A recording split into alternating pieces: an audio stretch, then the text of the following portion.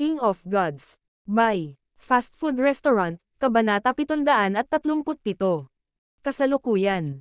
Bumalik sa Azure Flower Continent, sa loob ng isang madilim na itim na tore sa mga bundok ng Canopy Great Country sa Northern Continent, mayroong isang 6 na sulok na tore na luma at misteryoso. Mayroon itong 49 na palapag, at natatakpan ito ng hindi mailarawang kapangyarihan. Ito ay isang maalamat na lugar ng Dao of Life sa Azure Flower Continent, ang Six Warlock Tower. Sa sandaling ito, isang elder ang nakatayo sa tuktok ng ika-49 na palapag at nakatingin sa langit. Ang matanda ay may itim na balabal sa ibabaw niya, at ang kanyang mga mata ay tila malabo, ngunit hindi maarak tulad ng mga bituin at puno ng edad at karunungan. Meow! Ang sigaw ng isang pusa ay napuno ng hangin habang ang isang malaking pilak itim na pusa ay tamad na humikab sa isang sulok. Sage, buong araw at gabi kang nakatayo dito. Ilang figure ang nakatayo sa likod ng Sage. Ang pinakamalapit na tao ay isang magandang pari at isang matanda na may mahabang puting balbas. Chinksen, talagang hindi mo ako binaygo o ang iyong ina. Matagumpay mong nabago ang iyong kapalaran. Bihira ang sino mang gumawa nito mula pa sa simula ng panahon. Tila masaya ang Sage, at ang kanyang mga mata ay tila tumingin sa kalawakan patungo sa direksyon ng Fanlun Ancient Sound Palace. Weng! Isang pilak na liwanag ang biglang nagsimulang lumiwanag sa hangin sa itaas ng Six Warlock Divine Tower at tinakpan ang Sage. Meow! Ang malaking tamad na pusa ay sininok, at ito ay puno ng pag-asa. Chinksen! Liu Chinksen! Kapansin-pansing nagbago ang mga ekspresyon ng babaeng priest, matanda na may puting balbas, at kasama. Hindi ba't namatay na si Liu Chinksen sa mana? Napagpasyahan na ng Sage na mas maraming kasawian ang kanyang sasalubungin kaysa kapalaran. Liu Chinksen. Paano ito posible?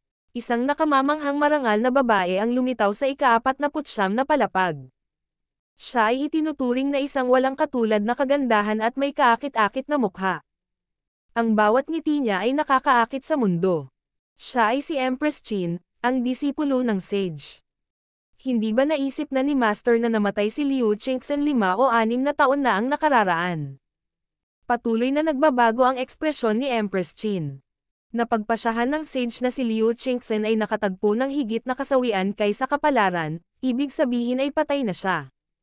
Master, hindi mo ba sinabi na si Liu Chinksen ay patay na? Paano niya mababago ang kanyang kapalaran? Magalang na tanong ni Empress Qin. Ang Sage ay may 3 babaeng disipulo na nagsanay sa Dao of Life, Dao of Charm, at Dao of Entertainment ayon sa pagkakabanggit.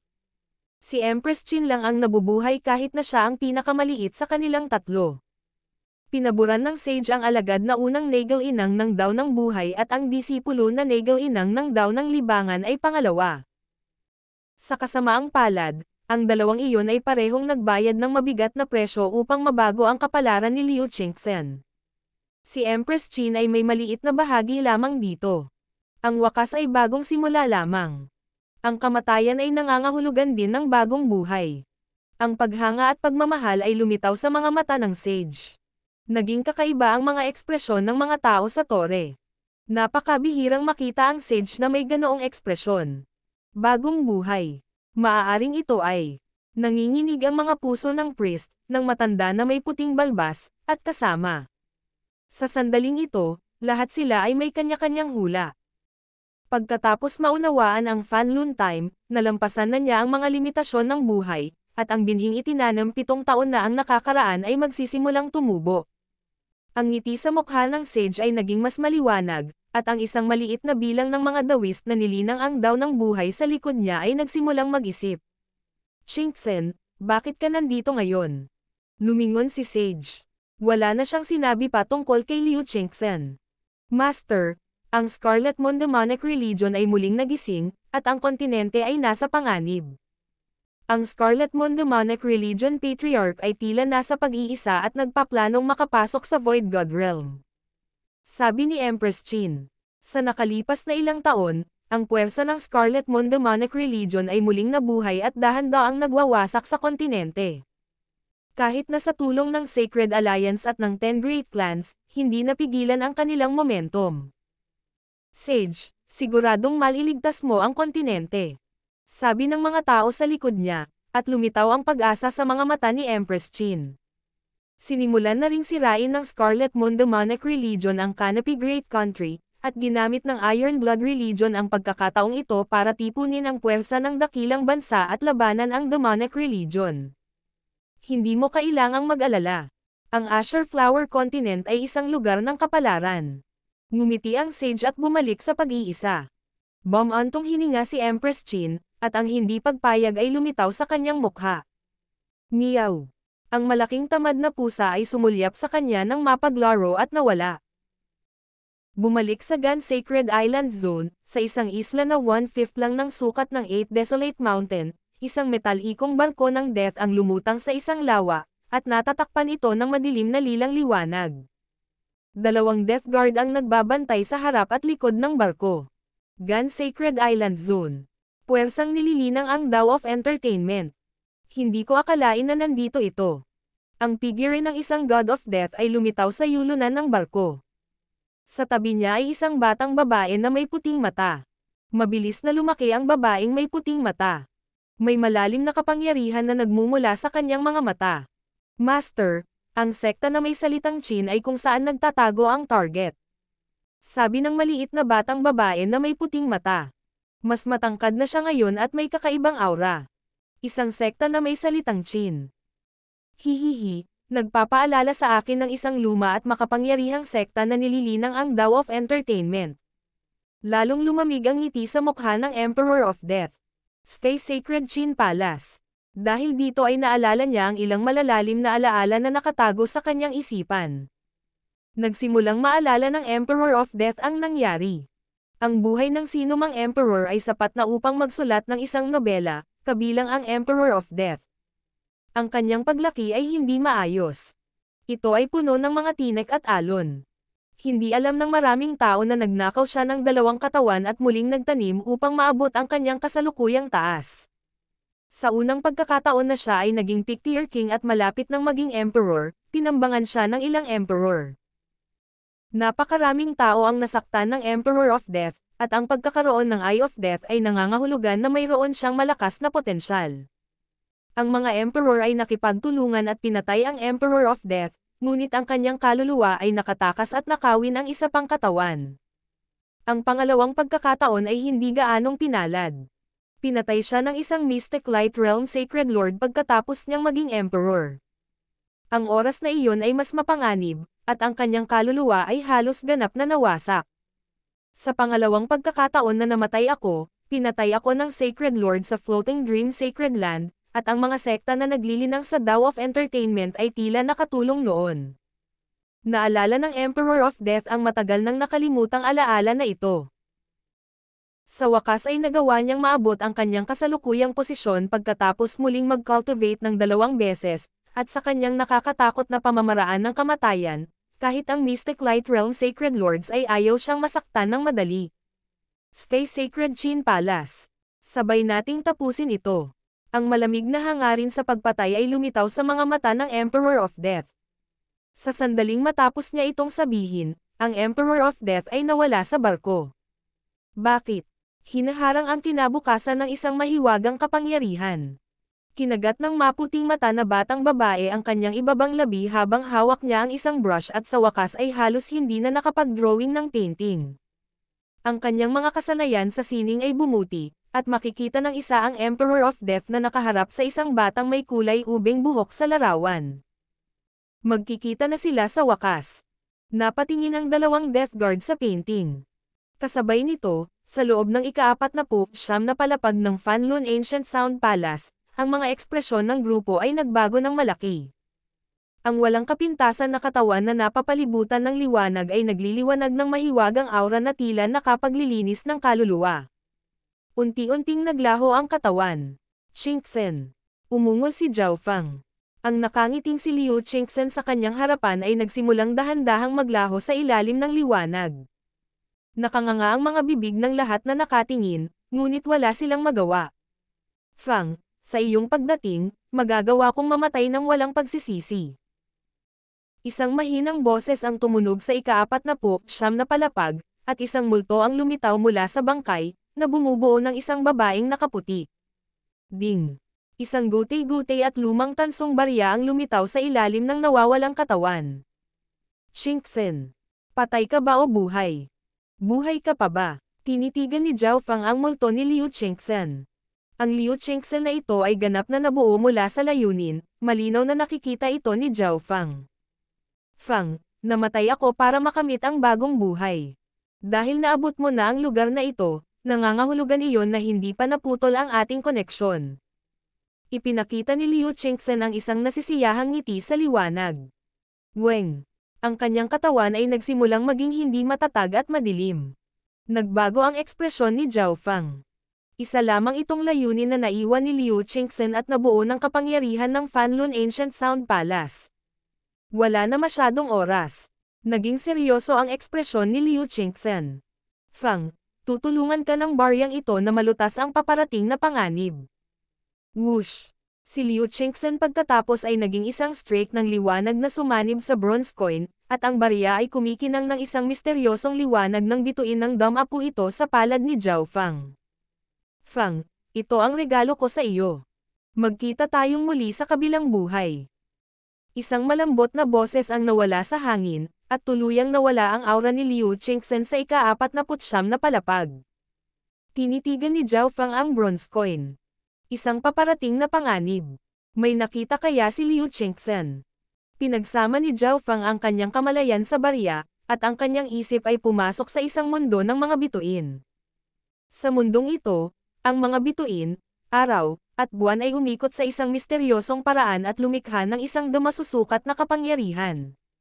Sa sumunod na sandali, iba't ibang uri ng pag-unawa at layunin ang damaloy sa kanyang isipan.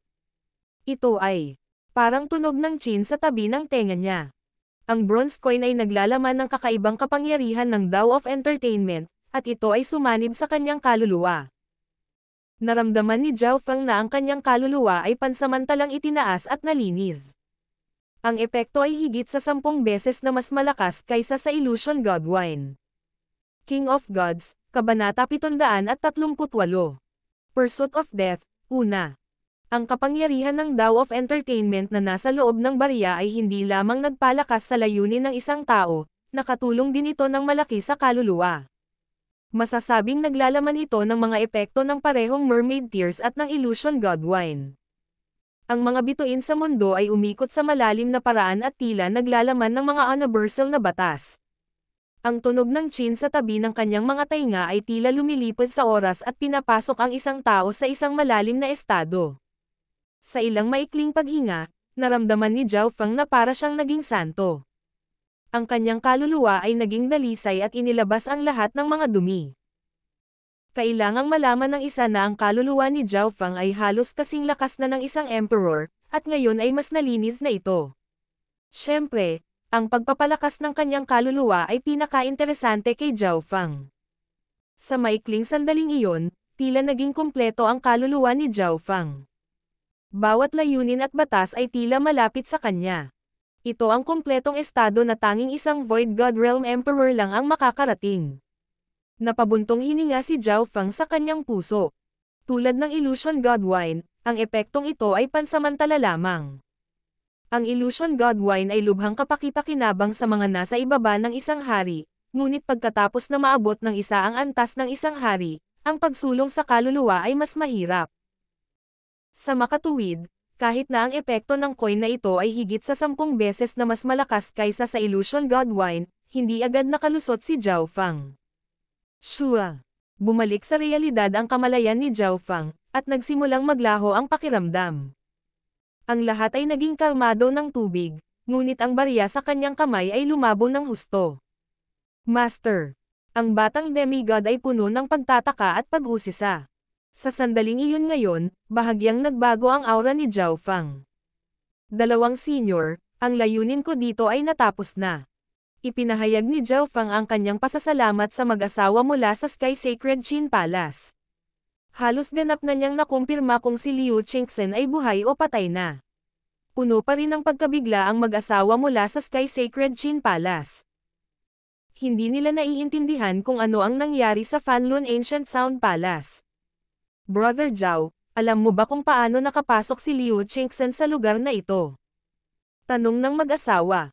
Ang Fanlun Ancient Sound Palace ay nagmula sa sinaunang panahon ng Fan Universe at naglalaman ng mga batas ng langit at lupa, kabilang ang daw ng buhay, libangan, semera, at higit pa. Hindi ito isang bagay na kayang kontrolin ng isang puwersa lamang. Sabi ni Zhao Feng. Ang mga alaalang ibinigay sa kanya ni Liu Qingxen ay lumitaw sa kanyang isipan. Una, ang Fanlun Ancient Sound Palace ay hindi ganap na kontrolado ng Sky Sacred Qin Palace. Kahit ang founder ay hindi magawa. Bukod dyan, ito ay may kinalaman sa mga batas ng karma at buhay, pati na rin ang isa pang pinagmumulan ng kapangyarihan, ang Sage. Kaya, sinabi na sa akin ng Sage kung namatay si Liu Qingxen o hindi pabalik sa Azure Flower Continent, maraming palaisipan sa puso ni Zhao Feng ang nalutas. Sinabi ng Sage na, higit pang kasawian kaysa kapalaran, ngunit hindi tinukoy kung ano talaga ang ibig sabihin nito. Kung hindi dahil sa Qingxen, hindi ako papasok sa labas ng mundo ng ganoon kabilis, at tiyak na mamimiss ko ang Demigod Forgotten Garden. Ibig sabihin, iba na sana ang kapalaran ko. Nadama ni Zhao Feng na ang tadhana ay lubhang komplikado at makabuluhan. Noon, ang pagiging disipulo ni Lord Guanzhen ay isang malaking pagbabago para sa kanya. Kung hindi dahil doon, hindi siya nakapasok sa totoong mundo ng paglilinang ng ganoon kabilis. Maaaring 100 taon na ang nakalipas bago niya narating ang Ascended Realm. Nang maglaon, kung makikinig si Zhao Feng sa mungkahi ni Patriarch Hong at pumasok sa Sacred Alliance at sa Two-Star Sect na iyon, ang kanyang kasalukuyang cultivation ay nasa pinakamataas na Small Origin Core Realm. Ito ay parehong bagay sa Skeletal Division Leader. Sa pamamagitan lamang ng pagsunod kay Zhao Feng nagkaroon ito ng mga kasalukuyang tagumpay. Kailangang malaman ng isa na ang lakas ng Skeletal Division Leader ay maihahambing na ngayon sa Scarlet Moon Religion Patriarch, at sa Ghost Corps Cursed Array, ito ay mas malakas pa. Ang grupo ng mga tao ay nagsimulang maglakad pabalik-pababa mula sa ika-49 na palapag. May pagtataka pa rin sa mga mata ng mag-asawa, ngunit alam nila na hindi nila ganap na makontrol ang Fanlun Ancient Sound Palace. Senior Zhao, tila si Lady Liu ay hindi namatay ng simple dahil naabot niya ang ika-49 na palapag. Hindi maiwasan ni Li Shuai na makuryos. Masyado lang itong kahina-hinala. Una, hindi magiging masamang pagpipilian kung huminto si Liu Qingxen sa ika-48 palapag o mas maaga pa. Pangalawa, mukhang hindi masyadong malungkot si Zhao Feng. Sa kabaligtaran, siya ay lubhang kalmado. Matagumpay na binago ni Qingxen ang kanyang kapalaran, namamatay sa kapayapaan at kasiyahan. Siya ay nagpaplano para dito sa buong buhay niya. Bulong ni Zhao Feng. Kung tutuusin, ang pagkamatay ni Liu Qingxen ang gusto niya. Para maabot ni Zhao Feng dito, namatay siya ng walang pagsisisi. Naghanda pa siya ng regalo para sa kanya kung darating siya. Mayroon pa ring ilang detalye na kailangan kong itanong sa Sage, naisip ni Zhao Feng. Lumipas ang 7 taon, at naghinala si Zhao Feng kung si Liu Qingxen ay ipinanganak na sa loob ng 6 o 7 taon. Pagkatapos umalis sa Fanlun Ancient Sound Palace, si Zhao Feng at ang iba pa ay nakipagtulungan upang muling selyuhan ito. Nang maglaon sa araw na iyon, hinikayat ng mag-asawa si Zhao Feng na manatili at maging panauhin ng Sky Sacred Qin Palace. Hindi iyon alam ng mag-asawa, dahil sa pagkilos na ito, ang Sky Sacred Qin Palace ay nakaiwas sa isang sakuna. Dahil gusto ni Zhao Feng na maunawaan ang bronze coin, pumayag siya. Sa loob ng isang eleganteng gusali, si Zhao Feng ay umupo at inayos ang sarili bago nagsimulang intindihin ang bronze coin. Pumasok ang kanyang kamalayan sa malaking misteryosong mundo kung saan damaloy ang musika sa kanyang mga tainga. Para siyang pumasok sa isang panaginip. Matapos makapasok sa estadong ito, muling bumangon ang kaluluwa at layunin ni Zhao Feng. Dahil siya ay nasa isang kalmadong kapaligiran, si Zhao Feng ay maaaring tumuon sa pag-unawa. At para maging mas mahusay ito, binuksan niya ang kanyang God Spiritual Eye at sinubukang kopyahin ang layunin sa kanyang isipan. Hindi ginamit ni Zhao Feng ang bronze coin sa lahat ng oras. Mananatili lamang siya doon ng 10 paghinga bago gumamit ng ilang oras upang patatagin ang kanyang layunin. Pagkatapos ng lahat, Ang halaga ng kapangyarihan na nakapaloob sa loob ng bronze coin ay limitado, at nais niyang i-maximize ito. Higit pa rito, ang baryang ito ay naiwan ni Liu Qingxen. Hindi gustong gamitin ni Zhao Fang ang lahat ng kapangyarihan nito. Nais niyang panatilihin ito. Sa paglipas ng panahon, isang malalim na puwersa ang nagsimulang lumitaw at kumupas sa paligid ng gusali kung saan matatagpuan si Zhao Fang. Ang layunin na nakapaloob sa loob nito ay bahagyang nalampasan ang antas ng isang hari. Sa dimensyon ng kanyang kaliwang mata, hindi malaki ang pagbabago sa laki ng kulay purple na soul sea, ngunit ito ay may dalisay na pakiramdam. Nangyari lamang ito kapag ang kaluluwa ng isang tao ay umabot sa antas ng isang emperor. Naramdaman ni Zhao Fang na parang ang kanyang mental energy ay isang lumalagong halaman, at ang kapangyarihan ng kanyang layunin ay lumalakas. Kung ihahambing, ang liwanag mula sa tansong barya ay unti-unting kumukupas. Muntik na akong bumuo ng Emperor Intent. Si Zhao Fang ay nasa sabik at umaasa. Pagkatapos ng pagsasanay kasama ang God Tribulation Lightning, ang Ancient Dream Realm, at iba pang mga kadahilanan, ang kanyang kaluluwa ay nasa antas ng isang emperor, at natupad niya ang mga kinakailangan upang mabuo ang Emperor Intent. Hanggat tumaas ng kalahating antas ang kanyang intent, magiging kumpleto ang lahat. Sa isang kisap mata, lumipas ang isang araw o dalawa, at ang kapangyarihan ng langit at lupa sa itaas ni Zhao Fang ay nagsimulang bumuo ng kidlat at hangin. Anuman ang ginawa ni Zhao Fang, hindi niya mapigilan ang pakikipag-ugnayan sa pagitan ng langit at tao. Ang kanyang layunin ay nagpatuloy sa pag-unawa sa langit at lupa habang sinusubukan nitong kontrolin ang isang mas malalim na kapangyarihan. Oras na. Ang mental energy ni Zhao Fang ay parang isang perlas na naging mas dalisay, hanggang sa naglabas ito ng napakatalino na ningning. Sa sandaling ito, pakiramdam niya ay siya ang sentro ng hangin, kidlat, at apoy. Ang mga elemento ay tila yumoko sa kanya. Kung papayag siya, maaaring limitahan ni Zhao Fang ang buong espasyo sa loob ng isang partikular na lugar sa pamamagitan lamang ng pag-iisip, hindi lang ang Heaven Earth Yuan Qi. Naabot ng mga normal na emperor ang isang hindi kapani-paniwalang pag-unawa sa kalawakan at langit at lupa, kaya nagawa nilang maging material ang kanilang mga domain at bumuo ng sarili nilang Little World. Gayunpaman, ang Little Worlds ay nilikha sa True Yuan Dimension. Sa isang tiyak na punto ng oras, ang God Spiritual Eye ni Zhao Fang ay kumaibot, na parang binabalaan siya. Isang nakakagulat na death intent ang dumaan sa ere at diretsong bumaril patungo sa lokasyon ng Sky Sacred Qin Palace. Makalipas ang isang oras, nagsimulang magsara ang Magnificent Power of Death sa Sky Sacred Qin Palace. Isa itong Emperor Intent, at isang bihirang Death Intent. Bumilis ang puso ng mag-asawa mula sa Sky Sacred Qin Palace. Mag-ingat ka. Mabilis na binuksan ng Sky Sacred Qin Palace ang protective array. Sa wakas nandito na siya. Ang batang demigod ay nakatayo sa harap ng gusali at tumingin sa isang tiyak na direksyon. Napakalakas ng Emperor Intent na ito, at maaaring hindi ito mas mahina kaysa sa ilang Mystic Light Realms sa mga tuntunin ng purong kapangyarihan. Ang Mystic Light Realm ay isang malaking pagbabago sa True Yuan pati na rin ang pagiging isa sa kaluluwa. Habang papalapit ang Magnificent Power of Death, ang lahat sa loob ng 1,000 milya ay nanginginig dahil sa takot. Mula sa mga langgam hanggang sa mga soberano at hari, lahat sila ay naging hindi mapalagay dahil sa takot sa kamatayan. Maging ang batang demigod ay hindi mapakali. Emperor of Death, bakit ka pumunta sa Sky Sacred Qin Palace? Tinakpan ng dalawang magnificent powers ng mag-asawa mula sa Sky Sacred Qin Palace ang bundok. Ang dalawa ay may hawak na qin at espada habang magkatabi. Ang kanilang mga domain ay pinupuri ang isa't isa. Dahil sila ay isang mag-asawa na dual cultivated, sila ang pinakamalakas na kombinasyon sa loob ng Island Zone. Sa pinagsamang lakas ng kanilang qin at espada, minsan na nilang natalo ang isang Pick-tier King.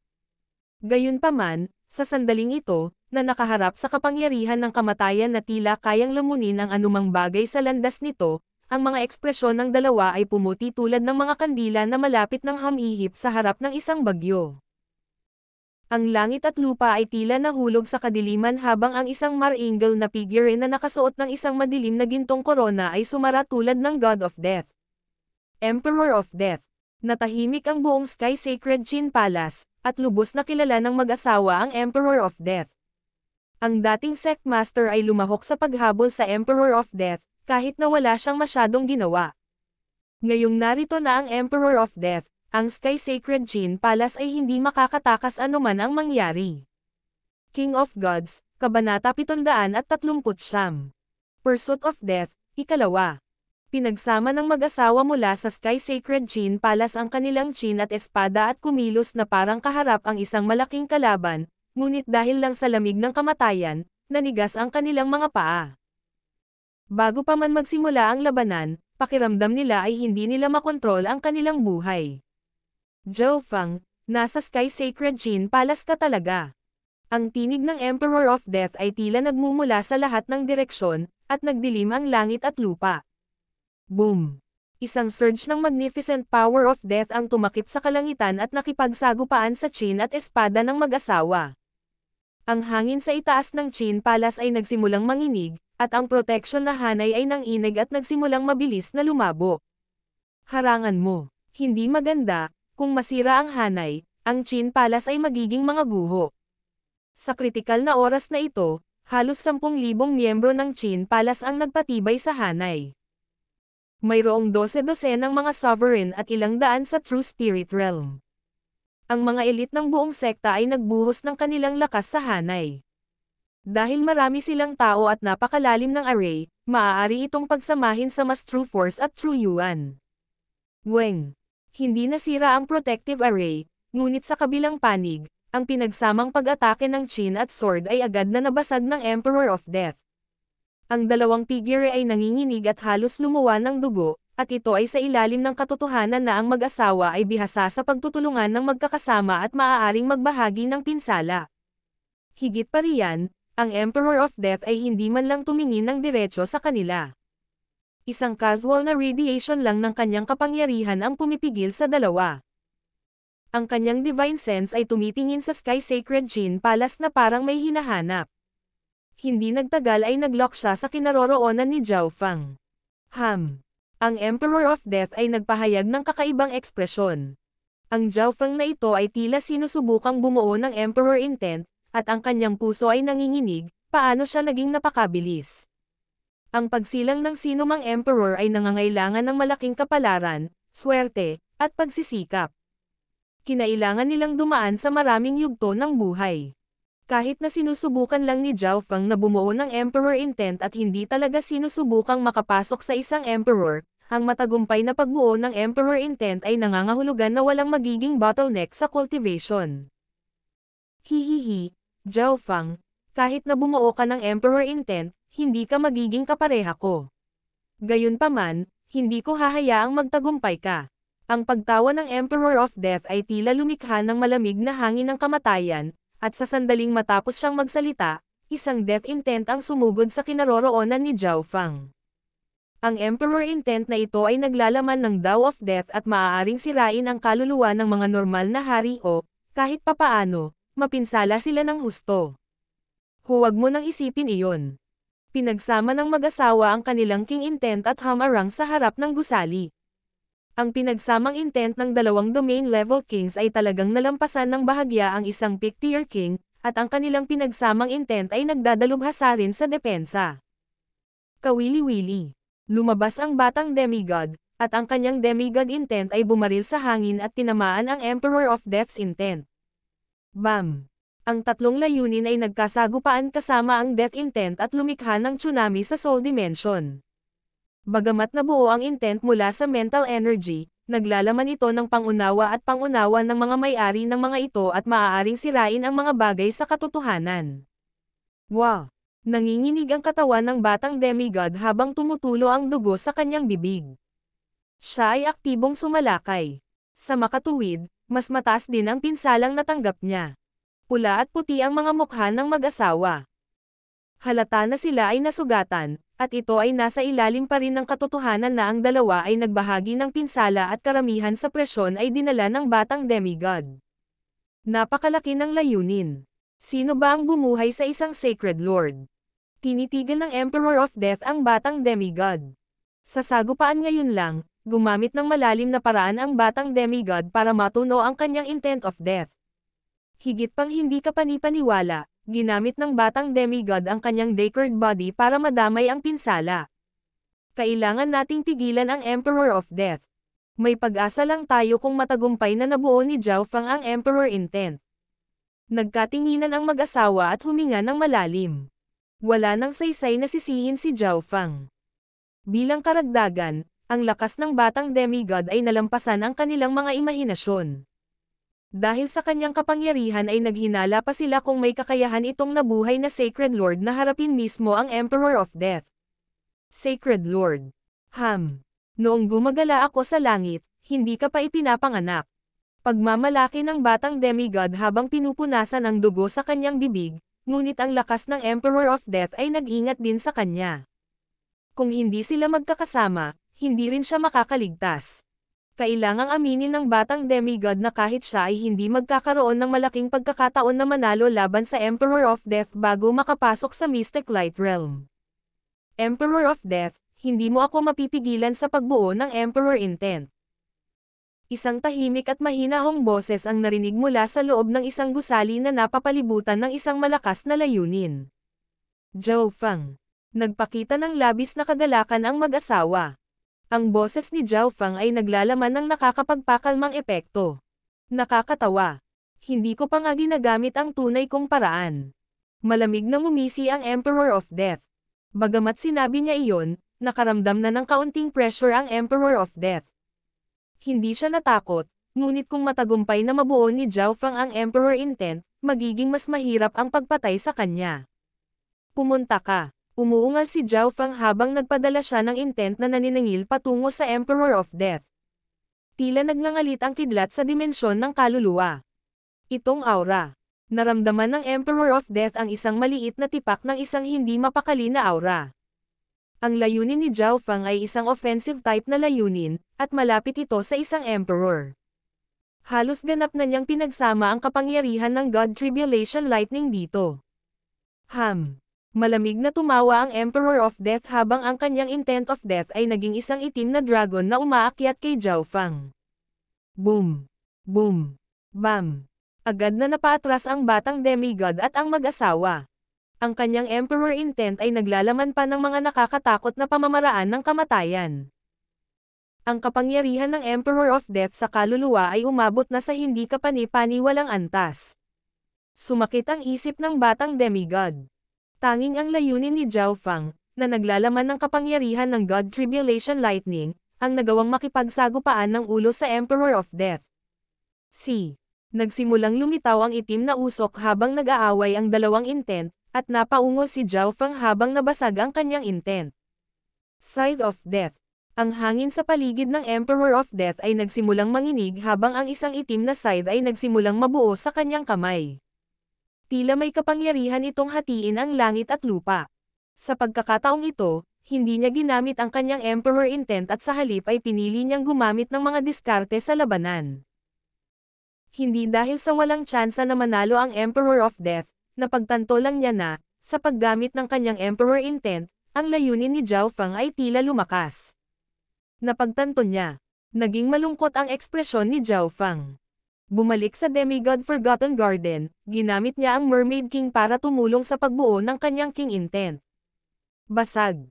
Ang protection na hanay ng Sky Sacred Chain Palace ay nagsimulang manginig, at ang nakakatakot na kapangyarihan ng Side of Death ay kumislap sa hangin. Hindi maganda. Ang mag-asawa ay napilitang umatras, at ang kanilang mga spatial domain ay nadudurog ng aura ng Side of Death. Heaven Silang 18 Palms. Ang batang demigod ay sumalakay at nagpadala ng mga makikinang na gintong palad sa kalangitan na naglimite sa Emperor of Death.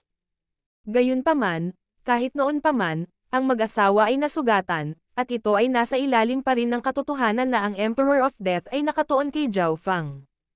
Kailangang pigilan ng Emperor of Death si Zhao Fang, ngunit nilimitahan ng Heaven Silang Palm ng batang demigod ang kanyang mga pag-atake.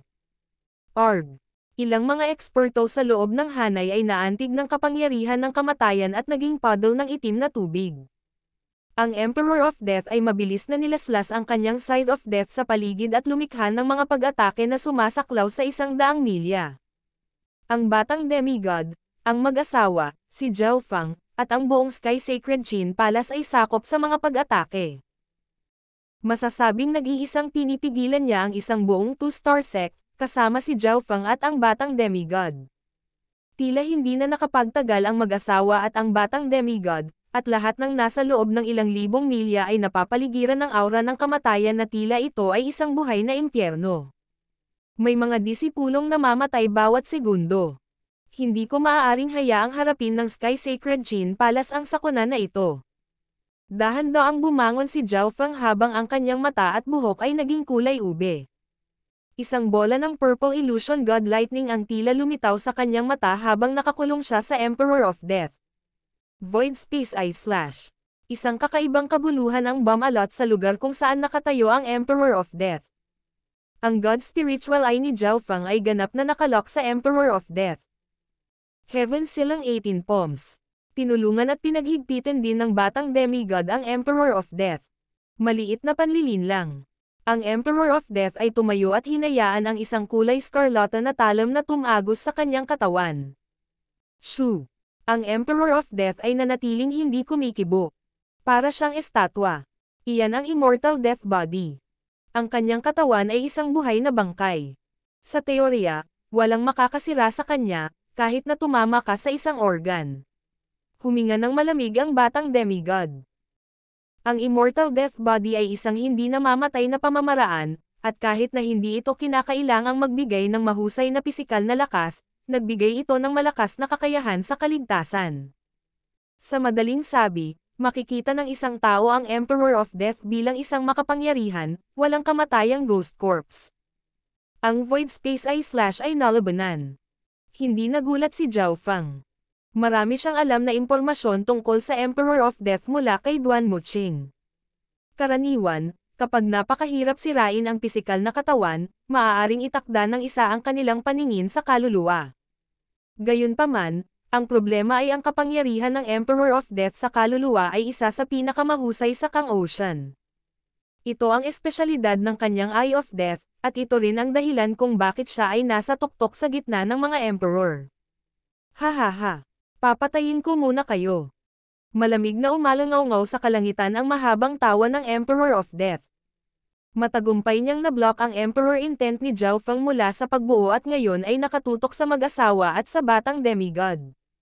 Papatayin muna niya ang mga langaw na ito, pagkatapos ay aalagaan si Zhao Feng at simulan ang kanyang plano sa pagnanakaw ng mata. Inikat niya ang Side of Death patungo sa mag-asawa. Basag. Sinira ng Side ang lahat ng dinadaanan nito at pinunit ang mga hadlang na nagtatanggol sa dalawa. Naghiyawan ang mag-asawa nang bumaba sa kanila ang Side of Death, tiyak na mamamatay ang isa sa dalawa. King of Gods, Kabanata 740. Pursuit of Death, 3. Hindi maganda. Sumigaw ang mag-asawa habang ang Side of Death ay hamampos sa kanilang mga spatial domain at defensive barrier. Napaatras ang dalawa ng ilang daang yarda, at pareho silang nagluwa ng subo ng dugo habang namumuti ang kanilang mga mukha. Ito ay nasa ilalim pa rin ng katotohanan na ginamit ng batang demigod ang kanyang Heaven silang 18 palms at pinahina ang pag-atake ng 30%. Kung hindi dahil dito, pareho na silang namatay. Shua. Habang tinatamaan ng malamig na Side ang basag na harang na nagtatanggol, ang mga ekspresyon ng mag-asawa ay puno ng kawalan ng pag-asa. Kahit isa sa kanila ay mamamatay. Dahil yan, magkita tayong muli sa kabilang buhay. Ang iskolar na lalaki ay umungal at ginamit ang kanyang katawan upang harangan ang Side. Sa kanyang king level na katawan, maaaring mailigtas niya ang Palace Master sa pamamagitan ng pagharang sa suntok na ito. Habang ginagawa niya ito ay nakapikit na siya. Brother Zin. Sigaw ng Palace Master sa matinding paghihirap, ngunit wala siyang magawa. Sa sandaling ito, ang batang demigod at Zhao Feng ay medyo malayo pa. Mamamatay na siya panigurado. Lumitaw ang panunuya sa mukha ng Emperor of Death, ngunit sa sumunod na sandali, nangyari ang hindi inaasahang pangyayari. Spatial movement. Isang whirlpool ang lumitaw sa harap ng lalaki. Shoo! Biglang nawala ang bahagi ng talon ng Side na tatama na sana sa lalaking scholar. Parang biglang nawala ang gitna ng sandata, at nahati ang scythe habang kinakamot ng ulo at paa ng iskolar na lalaki. Hindi ako namatay. Huminto ang iskolar na lalaki. Basang-basa siya sa malamig na pawis ng muntik na siyang makapasok sa mga pintuan ng kamatayan. Spatial movement. Ang ganitong uri ng paggamit ng space. Ang Emperor of Death ay huminto, at ang kanyang ekspresyon ay kapansin-pansing nagbago nang bigla siyang may naramdaman. Shua. Ang nawala na bahagi ng scythe ay dumaan sa ulo ng Emperor of Death at naging sanhi ng pagtulo ng dugo. Lubos na katawa-tawa. Ang Emperor of Death ay bamulong. Bagamat hindi talaga masisira ng scythe ang kanyang immortal death body, nakakahiya ang atakihin ng sarili niyang mga diskarte. Ito ay isang bagay na hindi nangyari sa nakalipas na 1,000 taon. Frost of Death. Naging malungkot ang ekspresyon ng Emperor of Death. Habang tinatamaan niya ang sarili, nagpadala rin siya ng isang madilim na sinag ng malamig na liwanag na nagyelo sa lahat ng bagay sa daan nito, kabilang ang espasyo. Mag-ingat ka. Ang mag-asawa ay nakatakas lamang sa mga panganib ng kamatayan, at ngayon ay naramdaman nila ang isang napakalamig na death intent na patungo sa kanila. Whoosh! Ang iskolar na lalaki ay sumugod patungo sa harapan, at isang malamig na sinag ng kamatayan ang agad na nagyelo sa kanyang katawan. Nagsimulang kumalat ang kulay itim na yelo sa kanyang katawan. Hindi lamang ang lalaking iskolar na natatakan sa yelo at hindi makagalaw, ang kapangyarihan ng kamatayan ay mabilis ding nawasak ang kanyang puwersa ng buhay. Brother Zin. Nagawa ng Palace Master na matuno ang mga labi ng pag-atake nang lumitaw ang isang puting apoy sa kanyang kamay at inilagay sa likod ng iskolar na lalaki, sinusubukang tunawin ang lamig. Isang mapaglarong ngiti ang lumitaw sa mukha ng Emperor of Death, at kapansin-pansing nagbago ang ekspresyon ni Zhao Feng nang makita ng kanyang god spiritual eye ang lalaking scholar. Tumigil ka, Arg! Sumigaw ang iskolar na lalaki habang ang Frost of Death sa loob ng kanyang katawan ay nagsimulang kumulo at tumakip sa kanyang katawan. Parang laso nakakapasok lang sa katawan. Bagamat maaaring malamig ang pagyelo, kung sinubukan ng isa na tunawin ang hamog na nagyelo, ang lason ay kakalat. Ang Frost of Death ng Emperor of Death ay naglalaman ng isang makapangyarihang lason, at sa isang kisap mata, ang katawan ng iskolar na lalaki ay nabulok at naging puddle ng itim na dugo. Brother Zin, pinatay kita. Ang Palace Master ay labis na nalungkot at duguan mula sa puso. Ang mga puso ni Zhao Feng at ng batang demigod ay parehong nahulog. Ang Frost of Death ay maaaring mag-freeze sa target, at kung ang isa ay gumamit ng apoy upang matuno ito, sa halip ay mag-aapoy ito sa lakas sa loob. Gayunpaman, kung hindi nila ito malulusaw, ang kapangyarihan ng kamatayan ay makakasira sa puwersa ng buhay ng target. Sa katotohanan, ang iskolar na lalaki ay namatay pa rin. Ito ay isang oras lamang. Hindi naman kailangang malungkot. Ipapadala kita upang makita siya. Ngumiti ang Emperor of Death at nagpadala ng pangalawang malamig na sinag ng kamatayan patungo sa Palace Master. Master! Si Li Shui sa loob ng protective array ay sumigaw. Kung walang mangyayaring hindi inaasahan, mamamatay ang Palace Master. Hindi niya napigilan ang mga pag-atake ng Emperor of Death kahit na pinahina sila ng batang demigod. Sa kritikal na sandali na ito, Lightning Wings Flying Technique. Isang kidlat ng kulay iskarlatang wind lightning ang hamarang sa harap ng Palace Master. Ikaw. Ang Palace Master ay nagpahayag ng pagkabigla at hindi pagpayag. Naramdaman niyang ginagamit ng isang batang may purple na buhok ang kanyang katawan para harangin ang suntok, tulad ng ginawa ng kanyang asawa. Ang kabataang ito ay malinaw na si Zhao Feng. Isang napakalamig na kapangyarihan ang lumabas mula kay Zhao Feng habang inilabas ang kanyang 10,000 Ancient Races bloodline. Nakaramdam ng matinding pressure ang Palace Master sa pamamagitan lamang ng pagtayo malapit sa kanya. Weng!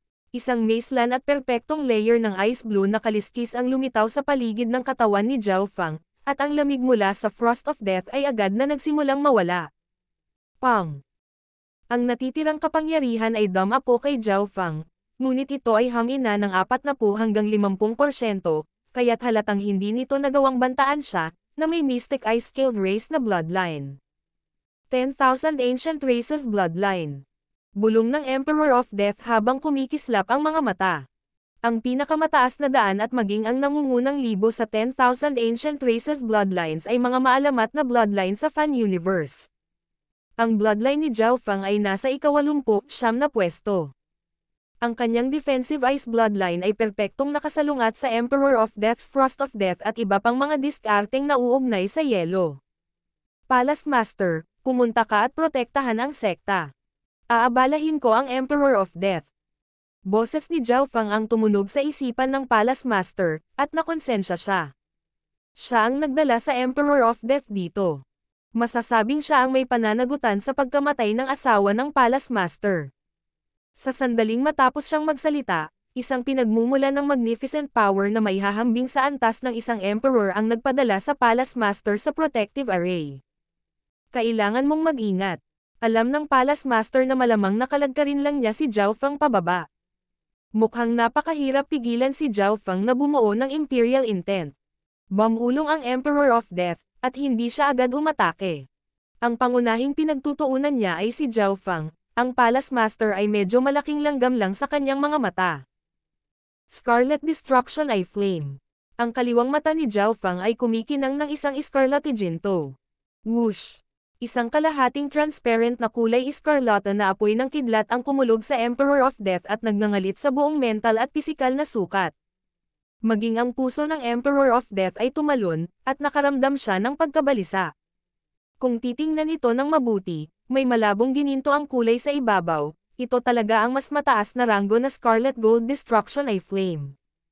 Ang alab ng Eye Bloodline na ito ay naglalaman ng asensya ng Scarlet Destruction ni Zhao Feng, na maihahambing sa Wind Lightning Emperor's Golden Destruction Wind Lightning matapos itong sumanib sa kapangyarihan ng God Tribulation Lightning.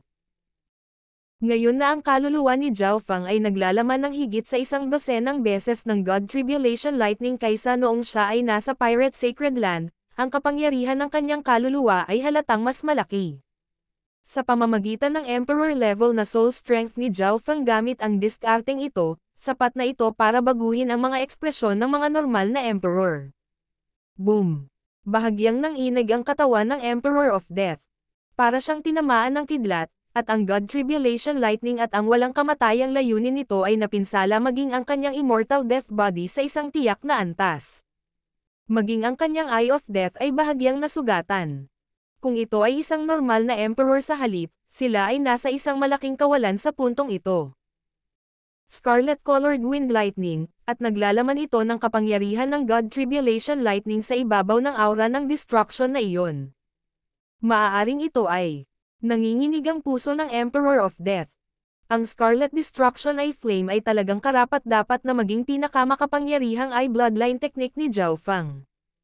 Ang pagsasama ng God Tribulation Lightning dito ay parang pagdaragdag ng mga pakpak sa isang tigre. Sabay-sabay na pag-atake. Ang mga pakpak sa likod ni Zhao Feng ay tila nag-aapoy at kumikinang na may malabong gininto ang kulay habang siya ay umaakyat patungo sa Emperor of Death. Ang batang demigod ay tila naging isang gininto ang bomba, ang kanyang sacred body ay tila nagkatawang tao at bumuo ng isang maliwanag na gininto ang kamao na naglalaman ng isang nangingibabaw at pinakamataas na layunin. Scarlet Destruction Exploding Fist.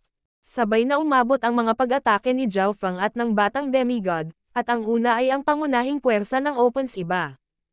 Ang Scarlet Destruction Exploding Fist ay pinakawalan ang kapangyarihan ng destruction at ang kaguluhan ng apoy at kidlat sa maximum. Higit pa rito, ang kanyang tatlong domain ay pinagsama sa pag-ataking ito. Ang Illusion Maze Domain, ang Mystic Ice Domain, at ang Wind Lightning Domain ay natipon lahat sa suntok na ito. Sa kabilang banda, ginamit ng batang demigod ang kanyang fist intent at ang lakas ng kanyang sacred body para sugpuin ang pisikal na katawan at layunin ng Emperor of Death.